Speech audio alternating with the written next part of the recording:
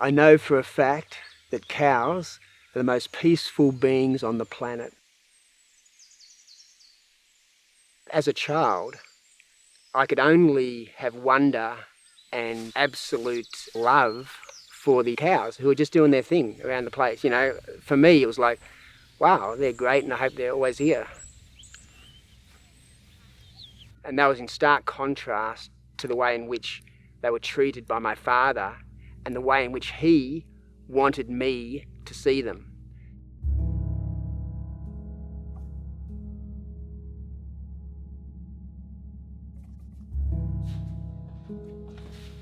I grew up in Doon, Central Victoria, on a 1,000-acre cow farm.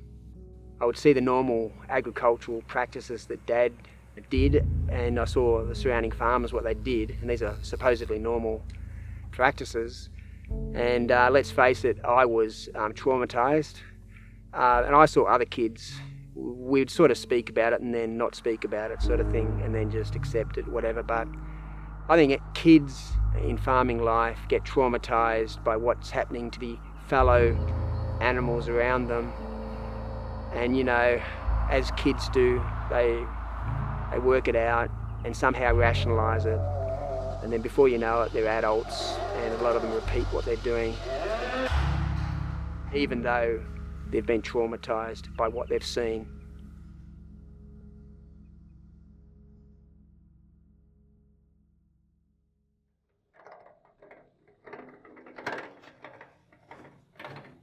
Since that time as a child, I've always thought about working to protect the rights of cows, and that's why I started the Save a Cow Sanctuary. The Save a Cow Foundation is about rescuing cows from the slaughterhouse and also cows who are injured and sick, and it is about giving them a social life, a home life, the best life they can possibly have for the term of their natural lives. We have a beautiful 120-acre property on Queensland's Mary River, just outside Gympie. To the cows, this is their sanctuary. In human society, we put human interests first, which is wrong because we are only one of many species. To put a species who is imprisoned and getting ready to go to slaughter first is a blessing in and of itself. I really think it's difficult for other people to understand. Maybe if they could think about it like this, if their own son or daughter or mother or father was being imprisoned by someone and going to be killed, they would think it was amazing if someone could save them. But because it's a different species, I suppose people just don't have the same empathy.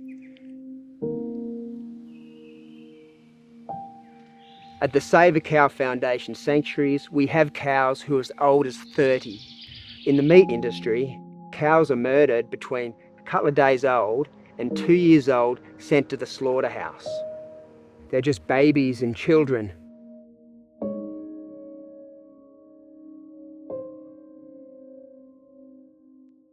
So I've saved a lot of bobby calves, and they're called bobby calves because they're worth a bob, as in they're not worth anything, because at the end of the day, in a dairy, the calves are killed because they can make more money from the milk that the mother produces and sell that milk to humans. Cow's milk is meant for calves, the baby cows. It's not meant for us. Normally it's a day or two that they're allowed to hold on to their calves, and then calves get taken away from them. They grieve the calves, and then it all just happens again. And we've saved dairy cows at the end of their life, and they're just completely knackered.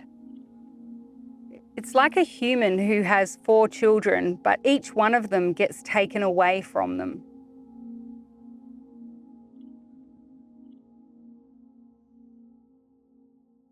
I feel like giving up every day, what I'm doing, because it's so emotionally draining.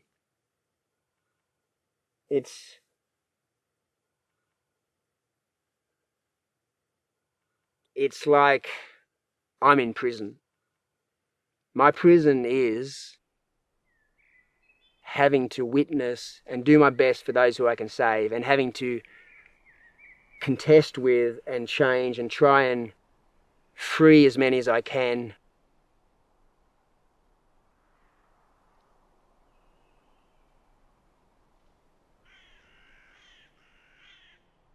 The way I view all animals has shifted over the time that I've known Anthony, really, and had the sanctuary, because I've learnt a lot of truth about farming animals, and I suppose I've learnt about being a vegan and how you can create without those normal things in our life.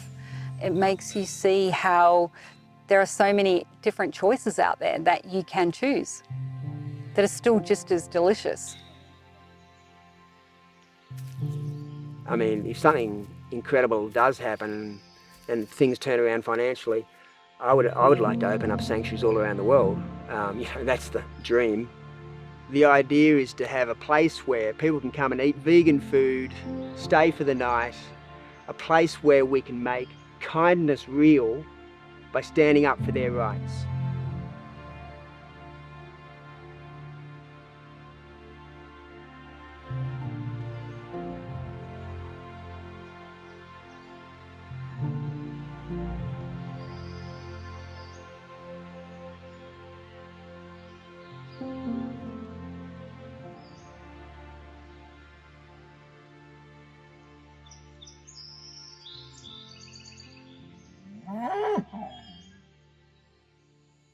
Hey darling, they're gone.